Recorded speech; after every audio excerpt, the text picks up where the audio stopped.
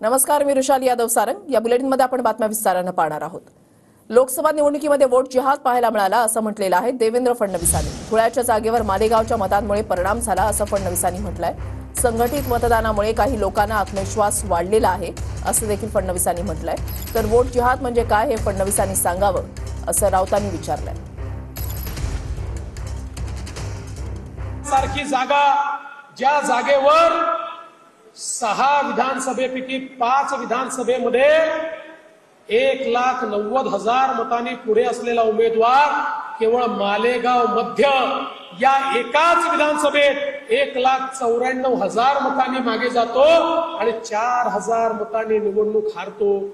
निवडणुकीतली हार जीत महत्वाची नाही, कधी हा पक्ष जिंकेल कधी तो पक्ष जिंकेल, पण काही लोकांचा आत्मविश्वास एवढा वाढलाय, त्यांना असं वाटतंय आमची संख्या कमी असली तरी आम्ही संघटित मतदान करून या ठिकाणी हिंदुत्ववाद्यांना पराभूत करू शकतो। जिहाद केला म्हणजे काय असतं जरा विचारा जरा। त्यांच्या तोंडात सध्या जिहाद फार येतोय। त्यांनी पुढे दुसरीकडे तलाक वगैरे देतात का निकाह करतात कोणाशी? जिहादचा अर्थ समजून घ्या आणि मग बोला। तुम्हाला भ्रष्ट लोकांची मतं चालतात, भ्रष्टाचारी, मग याचा अर्थ असा आहे की तुम्ही भ्रष्टाचारांशी निकाल लावलात बोलू का?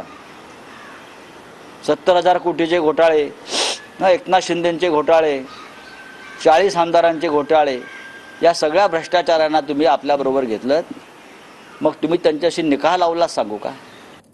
लोकसभेत सर्वेमुळे माझा बळी गेला, आता कुणाचा बळी जाऊ देऊ नका असं भावना गवळी यांनी म्हटलेलं आहे। सदाभाऊ, आपण फडणवीसांना खरी परिस्थिती सांगा असं भावना गवळींनी म्हटलंय। विधानसभा निवडणुकीसाठी इच्छुक असल्याचं भावना गवळींचं हे सूचक विधान म्हणावं लागेल।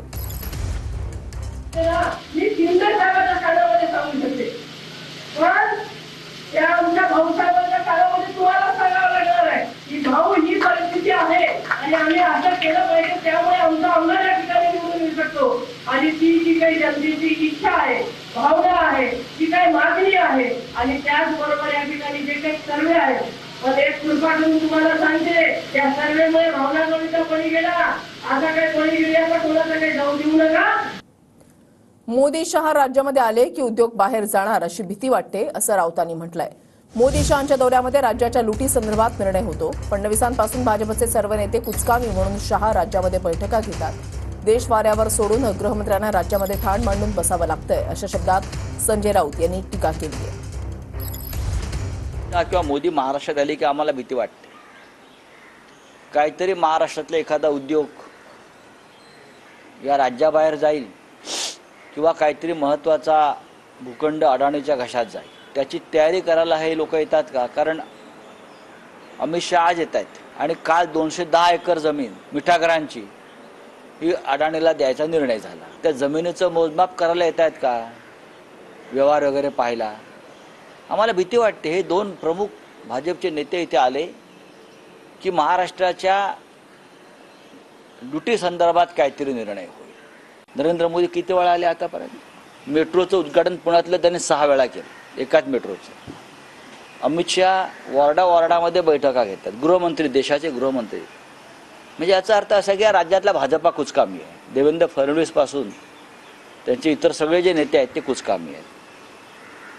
त्याने जे लोक इथे बसवले सत्तेवर ते कुचकामी आहेत। लोक त्यांना फेकून देणार आहेत आणि म्हणून देशाच्या गृहमंत्र्यांना या राज्यामध्ये येऊन ठाण मांडून बसावं लागतं।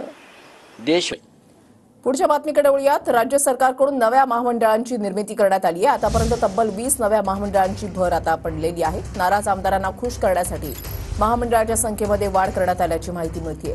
नाभिक, सोनार आणि तत्सम जातींसाठी वेगवेगळ्या महामंडळांची रचना करण्यात आली आहे।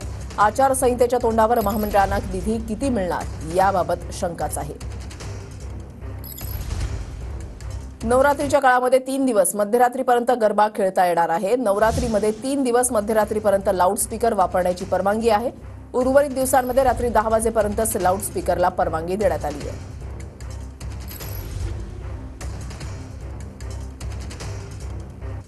शेतकऱ्यांपेक्षाही केंद्र सरकारकडून कमी दरानं कांद्याची विक्री होतीये। कमी दरानं कांदा विक्री करून केंद्र सरकार मालामाल होत आहे। 7 ते 18 रुपये किलो मागे नफा मिळवत आहे। नाफेड एनसीसीएफ संस्थेमार्फत 5 लाख मेट्रिक टन कांदा खरेदी केला होता।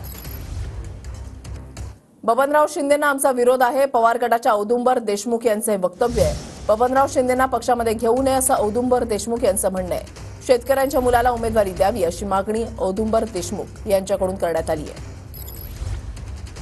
आमच्या माढा विधानसभा मतदारसंघात एक 6-7 उमेदवार या ठिकाणी इच्छुक आहेत. तर त्या ठिकाणी साहेबांना भेटलेले आहेत. आम्ही साहेबांना एवढीच विनंती केली की साहेब, त्यातून तुम्ही जो सर्वेमध्ये या 6-7 नावापैकी जे शेतकऱ्याची मुलं आहेत त्यांना तुम्ही संधी द्यावी. तुम्ही कोणाला विरोध करताय? आम्ही बबनदादा शिंदेला विरोध आहे आमचा. विविध मागण्यांसाठी मवियाचा मोर्चा निघतोय. महाविकास आघाडीकडून संग्राम मोर्चाचं आयोजन करण्यात आलेलं आहे. काँग्रेस खासदार प्रणिती शिंदेच्या नेतृत्वात हा मोर्चा निघणार आहे.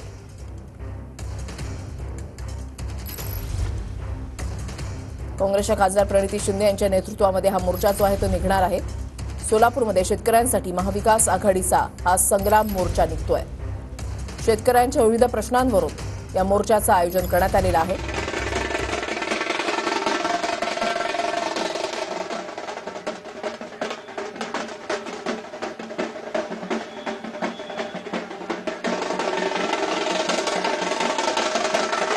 महाविकास आघाडीकडून संग्राम मोर्चाचं आयोजन करण्यात आलेलं आहे. शेतकऱ्यांचे विविध प्रश्न या संदर्भात हा मोर्चा जो आहे तो निघतोय आणि काँग्रेसच्या खासदार प्रणिती शिंदे यांच्या नेतृत्वामध्ये हा मोर्चा निघतोय.